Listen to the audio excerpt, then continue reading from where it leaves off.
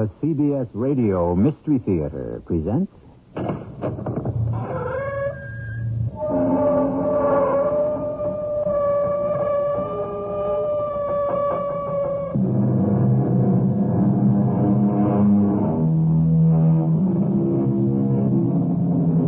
Come in. Welcome. I'm E.G. Marshall.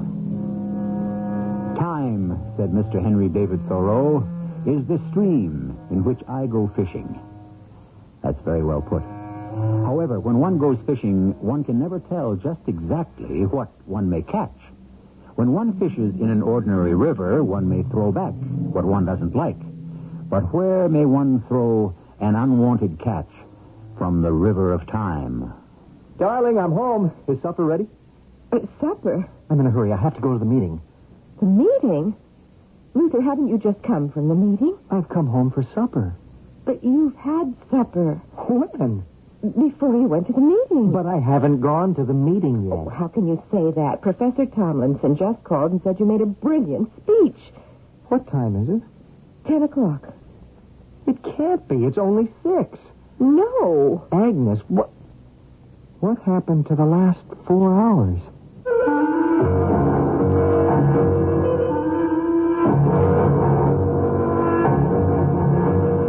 Our mystery drama, Pie in the Sky, was written especially for the Mystery Theater by Sam Dan and stars Bob Caliban and Terry Keane.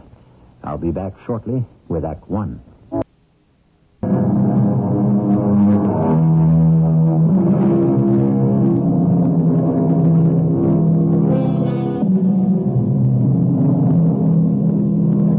It might have been. Yes, as the poet said, these are the saddest words of tongue and pen. How many of us can say, it might have been? Of a road not taken.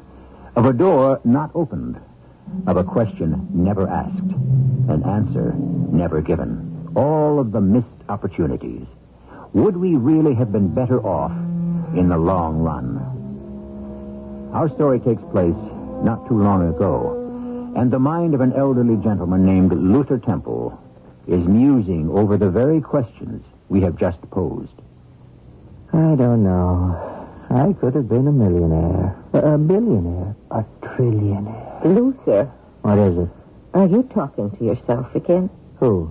Me? Well, I'd like to know who else might be sitting in the room. I never talk to myself. Yes, dear. Why don't you go inside and fix us a cup of tea? You just had a cup of tea. Well, then let's have a cup of coffee. Coffee? Why? Agnes, look out the window. Tell me, what do you see? Oh, my goodness, Luther. It's a rainbow. Well, then we have to have a slice of pie, too. You'll spoil your appetite for dinner. Can't be helped. We have to do it. Why do we have to do it? Because that's what it says to do in the song. What song? The one everybody's singing on the radio these days. Just around the corner, there's a rainbow in the sky. So let's have another cup of coffee, and let's have another piece of pie. Luther, what am I going to do with you? Well, if after more than 50 years of being married, you don't know, what's the point in asking? Pie and coffee. All right. A good woman. But if I had become a millionaire, a billionaire, would I have stayed married to her? Most of the folks who become very successful, what's the point? Now, you may be asking, what's this millionaire, billionaire, trillionaire talk? Well, listen, you'll see. I think it began one day back in 1907. Yes, 1907. Agnes, will you come in here, please? Yes, Luther, dear. What is it? That noise.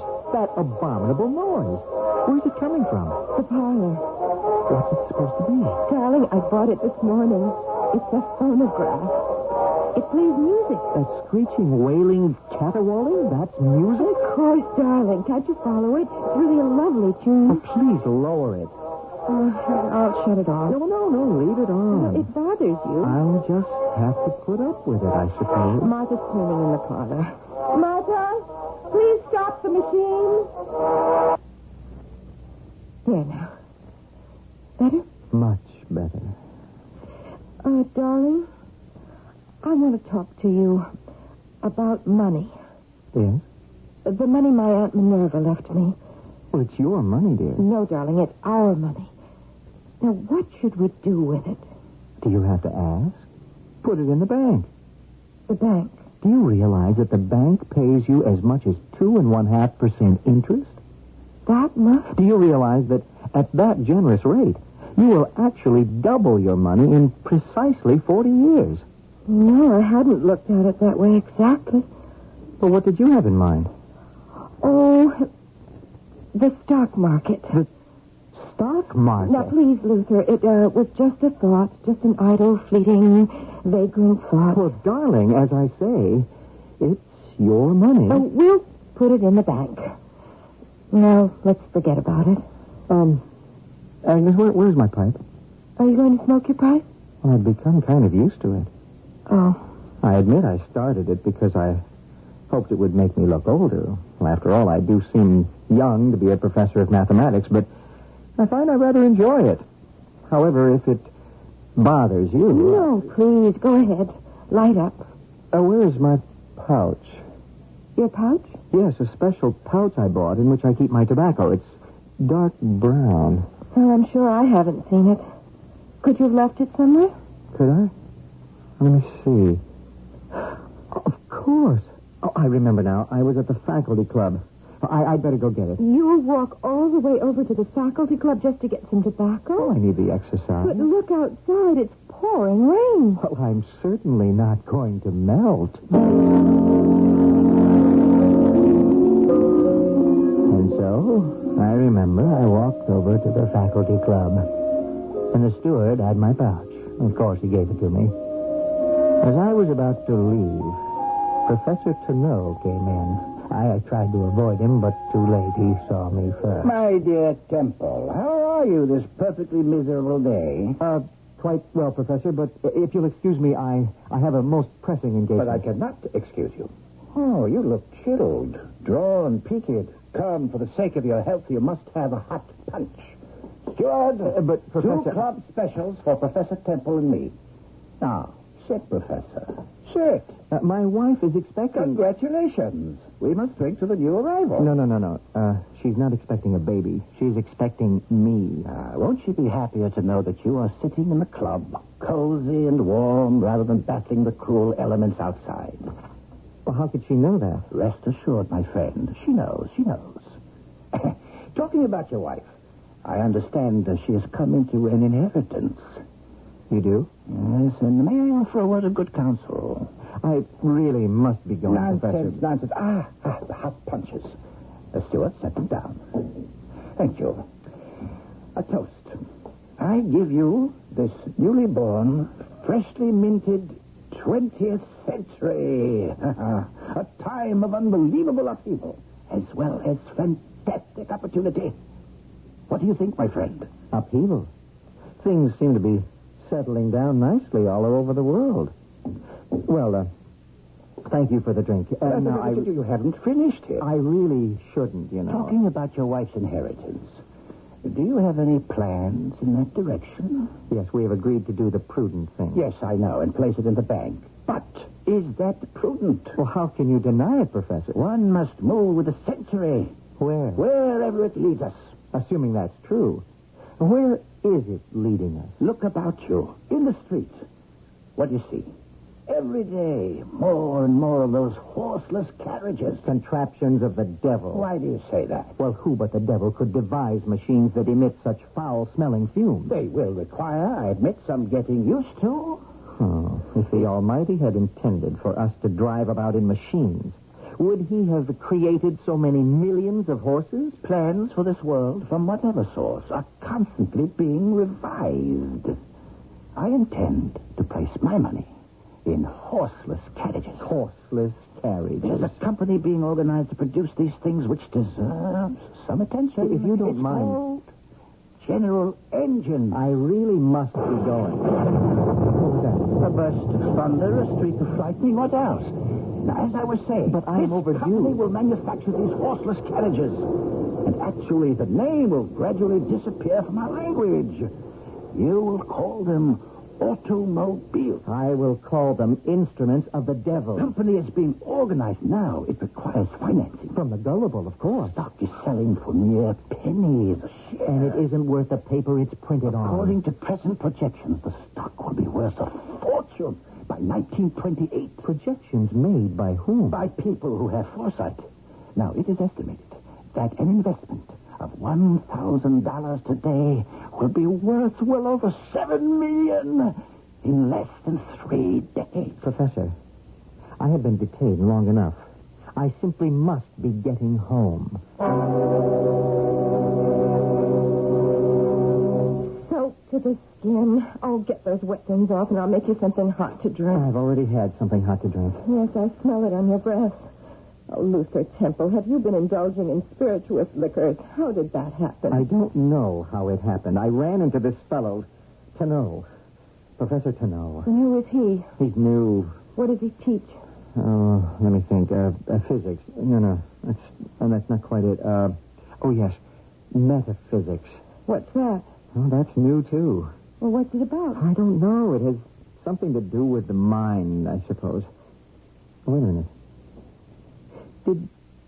Did you tell him about your inheritance? Why would I tell him? How would I tell him? I don't even know him. But he knew about it. How could he know about my inheritance? We only received the letter from her lawyer this morning. Did you mention it to anyone at all? Of course not. Did you? Well, I hadn't been out of the house all day until I went to the club just before. Well, you must have said something about it to this professor... What's his name? To know. But I know I didn't. You might not have been aware of it. How could I have not been aware of it? Well, there's no other explanation. How else would he know about it? But... Dear, look, why don't we forget it? We'll only become bothered and overwrought, and it'll all be for nothing. Oh, I suppose you're right.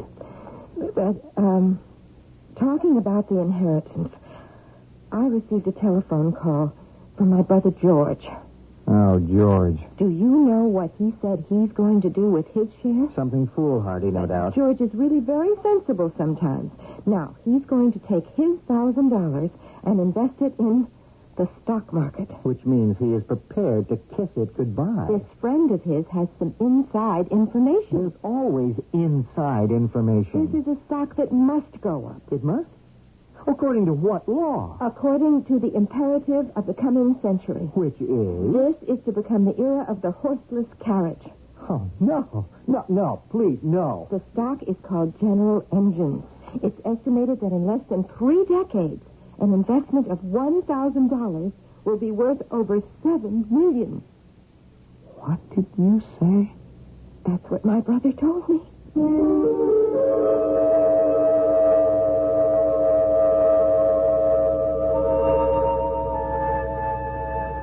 No doubt. But who told him? Certain information is being bandied about. Well, tips on the market can certainly circulate over a wide range. But other information. How, for example, did Professor Teno know about Agnes's inheritance? More to the point, who is Professor Teno?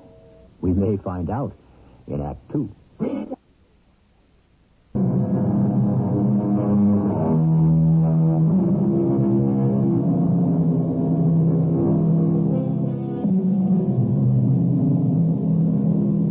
Is it all a matter of fate?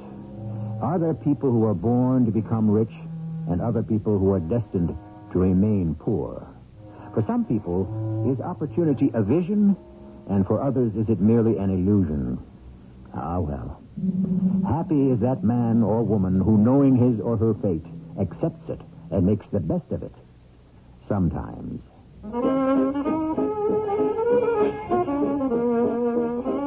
Yes, like the song says, just around the corner, there's a rainbow in the sky. So let's have another cup of coffee and let's have another piece of pie. Now, what are you muttering about, Luther? Oh, me? Nothing. Nothing at all. Oh, that coffee smells good. So does the pie. Well, it's baked fresh. You know, I estimate In the course of our married life, 47 years, you served me a cup of coffee and a piece of pie at least once a day. That would make it, let's say, 365 times. 5 times 7, okay, 17,155 times. You always did have a head for figures. Oh, I had an eye for them, too. Yours was the prettiest in town. Now, the pie isn't the only thing that's fresh in this house. Agnes, do you remember your Aunt Millicent's inheritance? Aunt Millicent's inheritance? Yeah, she left you $1,000. Did she? Back in 1907, yeah. Oh, that was such a long time ago. She remembers. She remembers very well. She also remembers what she wanted to do with it, and what I said we shouldn't do with it. She listened to me. She always did. She still does. And she never says, I told you so. Well, hardly ever. Oh, I remember that night, long ago in 1907. I'd come back from the faculty club where I'd forgotten my tobacco pouch. Was that when it all began?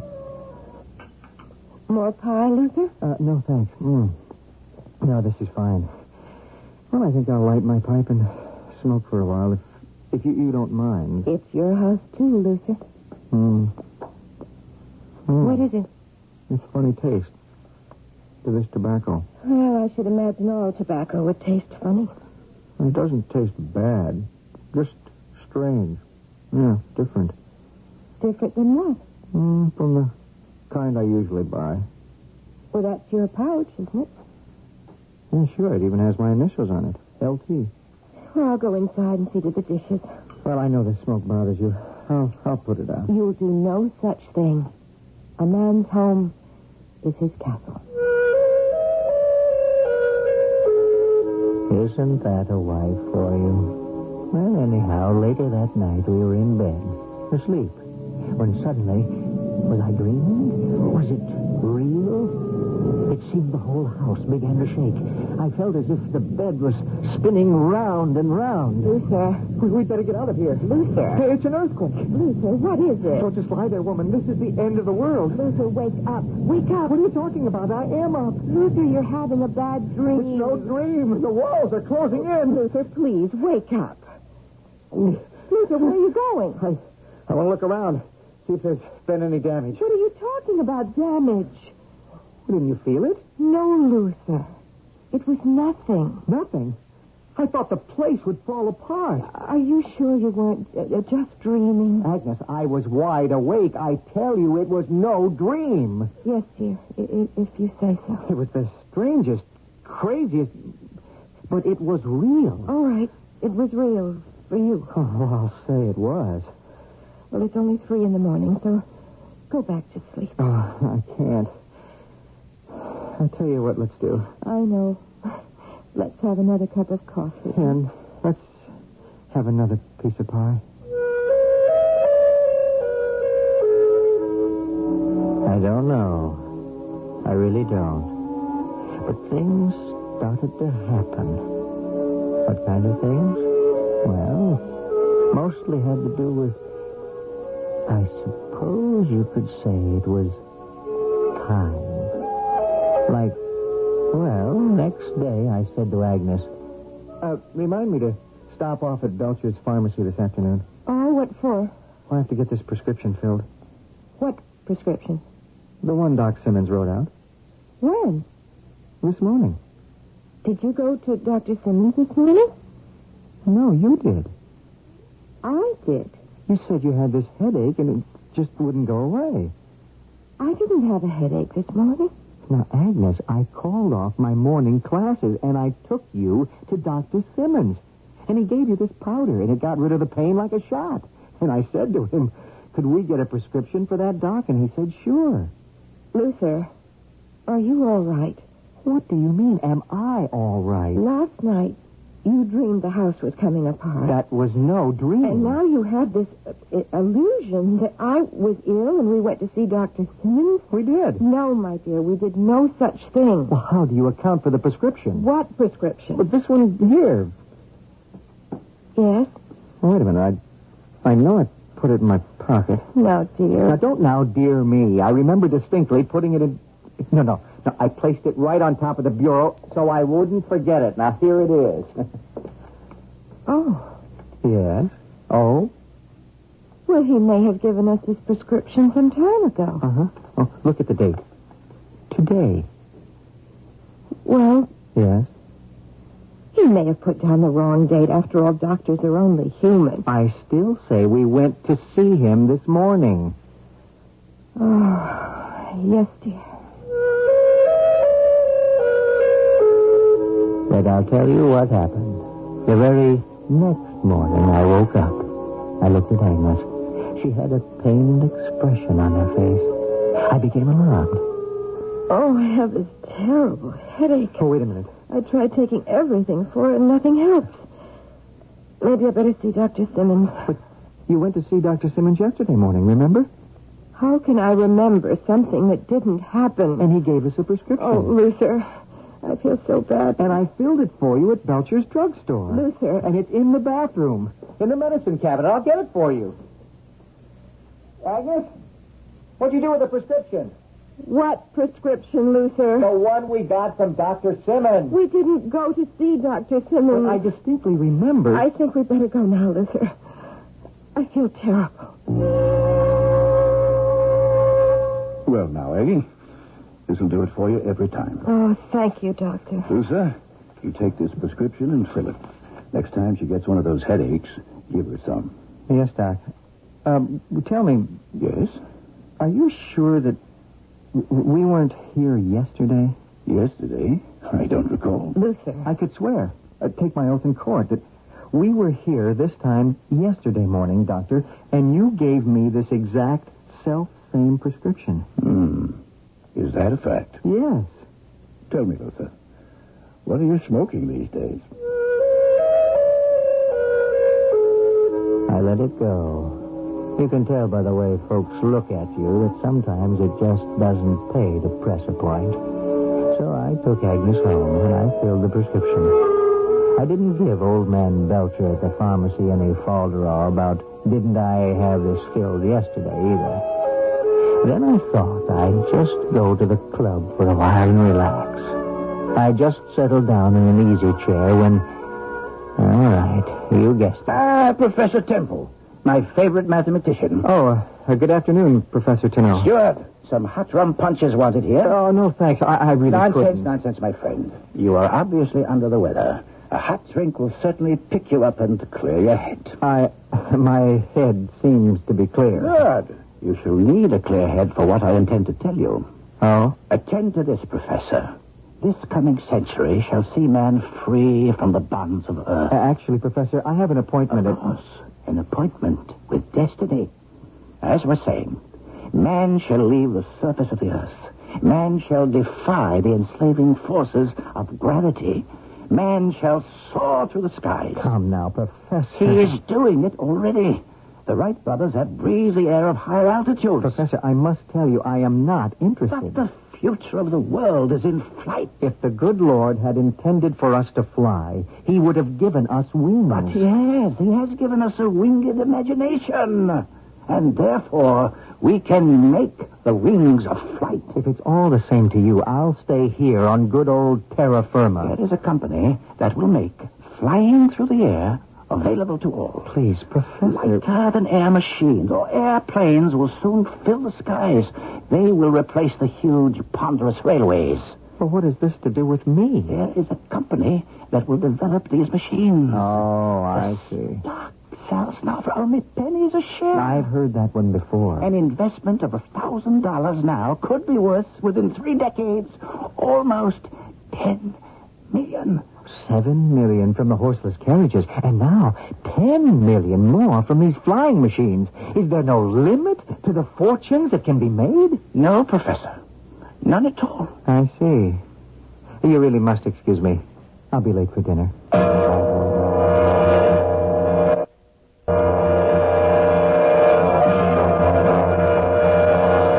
Darling, I'm home. Oh, how was the meeting? What meeting?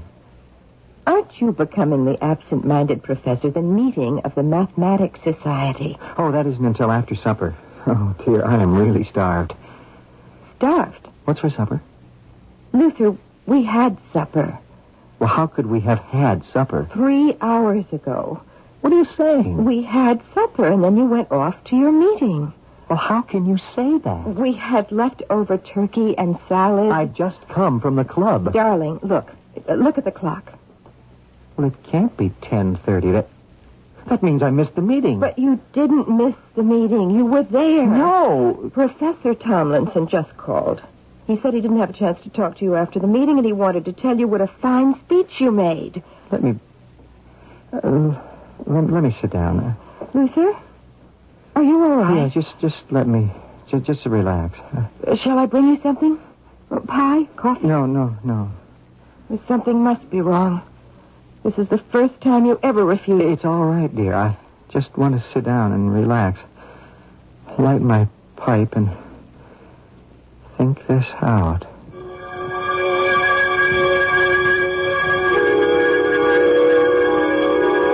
If you're thinking what I'm thinking, if he wants to do some straight thinking, maybe he'd better not light that pipe. It all began, did it not, when he left his tobacco pouch at the club. We have every hope of piercing the haze in Act 3 shortly. This...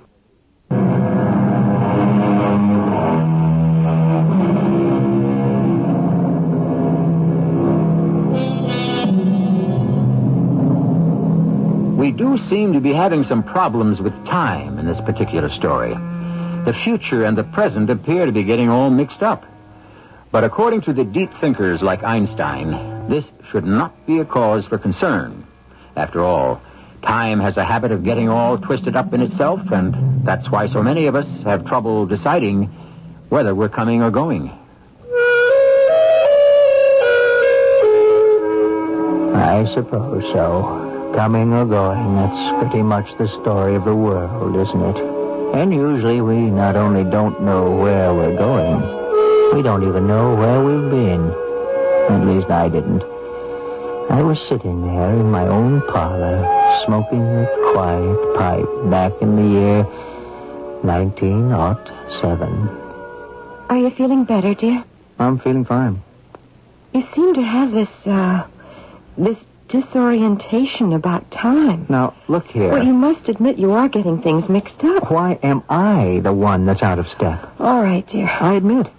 I just don't know what's happening sometimes. I just have no recollection of going to that meeting. And making such a fine speech and forgetting about having had supper. And then that business with the prescription. And the idea that the house was falling apart. I see where you keep score. Well, that's how I can see the way the game is going. What do you mean? And you're losing, which is why you're going to see Dr. Simmons first thing in the morning. I am not going to see Dr. Simmons. Why not? Because there's nothing wrong with me. Well, I've already made an appointment. Cancel it. I will under no circumstances, and I say this definitely, go to see Dr. Simmons. Well, Luther, I find nothing wrong with you. See, Aggie? I told you. Doctor, these, Well, say it. well, hallucinations. Now, Agnes... These are hallucinations that he seems to be getting. Well, yes. Luther, are you under a strain? Of course not. You smoking too much? I just have an occasional pipe. Drinking? Maybe a hot punch at the club. Well, who can say? Do everything in moderation, and if the thing persists, come back and see me in a few weeks. At which time you still won't know what's the matter with me. Probably not. But that's the way it goes. You were the one who insisted that I go to the doctor. Would you like something to eat? And I had to pay him $2 to find out that he didn't know what was wrong with me. $2 to visit a doctor? My goodness, when did he raise his rates? Maybe I was right all along. Maybe there's absolutely nothing at all wrong with me. Do you believe that? Do you really believe that? I don't know. I honestly don't know, Aggie. Luther, why don't you go for a walk? The air might do you some good. Or stop by at the club. Oh, no. I'm not going to the club for a while. Why not? And lately, I don't seem to enjoy it. But you were always so fond of the place. It's just that I keep running into this fellow there. Which fellow? His name is Teno. Teno? Louis Teno. Didn't you mention him before? In some connection? Yes. I remember. He's the one who seemed to know about my inheritance. Yes. Oh, he sounds a bit spooky to me. Yes, he certainly is. Well, I'll go for a walk anyhow. Come, Josephine, in my flying machine. Ah, Professor Temple. Oh, hello, Professor Teno. I never see you at the faculty club anymore. I'm so happy we met. Here, let us sit down on this bench for a moment. Professor, I happen to be in somewhat of a rush right now. A rush? My good Professor Temple, it should be made illegal to be in a rush on a day like this. So, how are things? Things? Just fine. I see you have a pipe. I'm a fellow smoker myself, you know. Except, well, lately I find my tobacco tastes rather different. Do you? So does mine. And I'm completely at a loss to explain. Well, at any rate, do you know what's happening in the city of New York? And in large cities all over the country? No. This business of electricity. They're going to, I suppose you could say, pipe it, but it might be more accurate to say, conduct it through wires under the ground. And soon every building, every house will be equipped with electrical current. Electrical current? Well, what will folks do with it? What do they do at present with gas? Light with it. Cook with it. Sounds far-fetched to me. Gas is so cheap and plentiful. Nevertheless, it is estimated that an investment of, say, $1,000 will be worth it at least... I know. In 30 or 40 years, it will be worth $10, $15, $20 million. Am I right? Not even the sky is the limit. All I can say is, I am satisfied to have my funds draw a safe and secure 2.5% in the banks. Good day, Professor.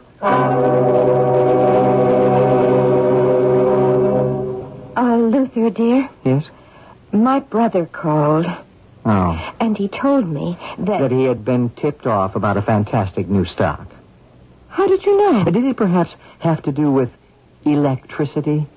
Luther, you overheard the conversation. How could I? I was out for a walk. What, do you think we should? As I said before, it's your money. But you know best. No, do as you please. Oh, now you're upset. I am not upset. All right, relax, dear. I'll get you some pie and coffee. And you might light up your pipe. I don't know. The world was moving too fast, or maybe I was moving too slow. I lit up my pipe, and I felt even worse. She was unhappy. She wanted to invest her money in stocks that might or might not rise. In that case, why should I oppose her? Why should I be the villain? Just then, there was a knock on the door. Darling, this gentleman, Professor Teno, is here to see you. Thank you, Mrs. Temple. Professor, forgive this intrusion. Yes? Oh, I see you're not well. It's all right. Darling, is something wrong? No. Forgive me, I am perhaps the cause of it. You? The unwitting cause. Professor, earlier today we were sitting in the park and we complained about the strange taste of our tobaccos. Yeah. And we couldn't account for it. Then I remembered. I had left my pouch at the club one evening. Did you, by any chance, also forget yours? Did I? You did. Of course you did, Luther. Don't you remember? You went back for it. And I, too, went back for mine. May I see your pouch, Professor? Ah, notice. What? They look exactly alike. Both are brown. Both have the initials LT. The steward must have mixed them up. Yes, of course. He gave you mine. I can smell this very special mixture. I hope you didn't suffer any discomfort. The blend is rather strong, you know. I'm quite all right. Thank you. No. I can see you're not. If you'll excuse me. Good night. Good night, Professor Teno. Don't bother. I can let myself out. Agnes, as I said before, it's your money. Do as you please. No, dear. I want you to make that decision. Well, you have the right. The right, perhaps. The wisdom, no. You're as wise as I am, Agnes. Perhaps, but not as experienced.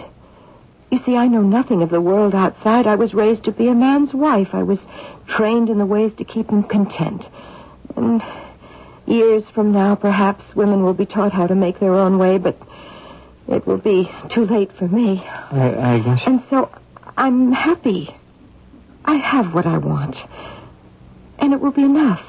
Agnes, I'm so tired. What sort of tobacco does that man smoke? Seems so strong. I'm so tired. So tired.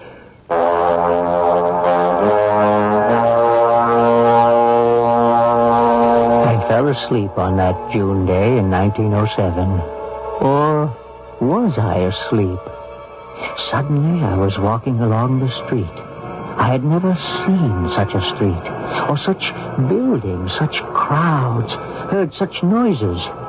And not only were there horseless carriages, there were horseless trolley cars.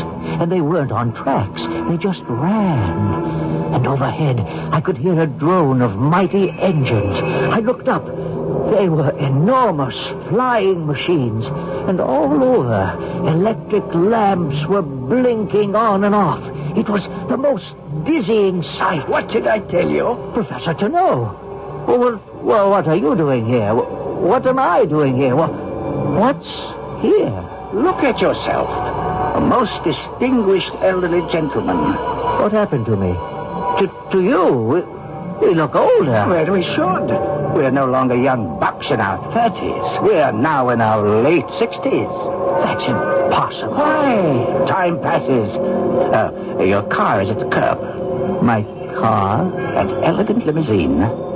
That's mine? Inside you go. The airport, Morgan.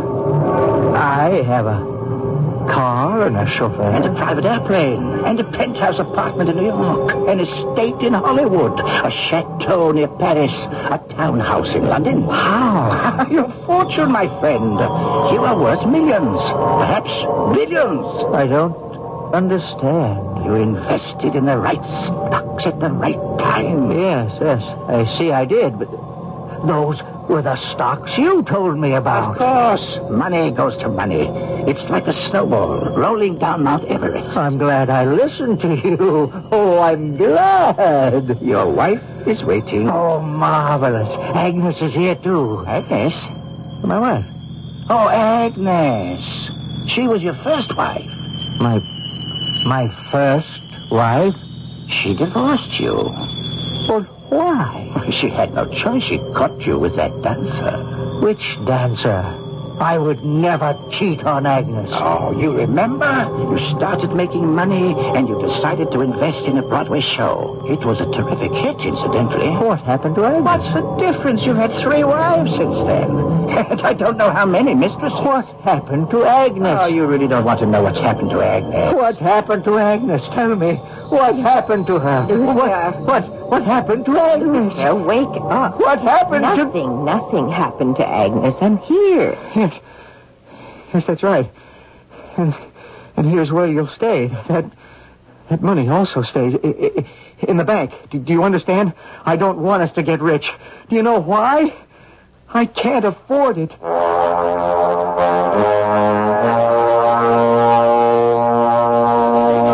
I could have been rich. These past 30 years, the stocks I could have bought would have turned to pure gold. Luther, are you talking to yourself again? I never talk to myself. Do you remember years ago, Agnes, back in 1900? I certainly do. I remember I had this inheritance from my aunt. I listened to you and put it in the bank. If I'd listened to myself and bought those certain stocks, we'd be rich people today. Who says we're not even richer, the way things turned out? I don't know what that means, but it sounds good. Agnes, let's have another cup of coffee. And let's have another piece of pie.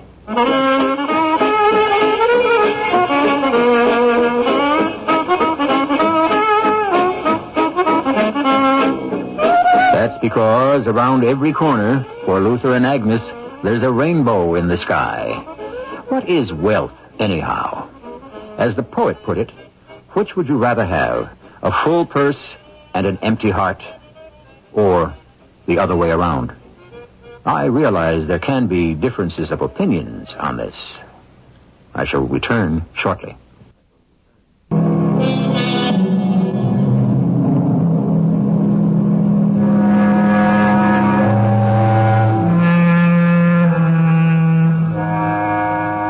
The title of our little tale has been Pie in the Sky, and it has been written specially for all who lament what they consider their lost opportunity. How many of us sigh and say, oh, if only we had been around when? Well, suppose you had been around when land was dirt cheap, when fantastic growth stocks were still selling for pennies, when you could have bought great art from starving artists for the price of a cup of coffee. Would you have made the right moves? And if you're wondering whatever became of Professor Teno, he became a billionaire. And in 1927, he was shot by a jealous husband. Our cast included Terry Keane, Bob Caliban, and Bernie Grant. The entire production was under the direction of Hyman Brown. This is E.G. Marshall, inviting you to return to our Mystery Theater for another adventure in the macabre. Until next time, pleasant dreams.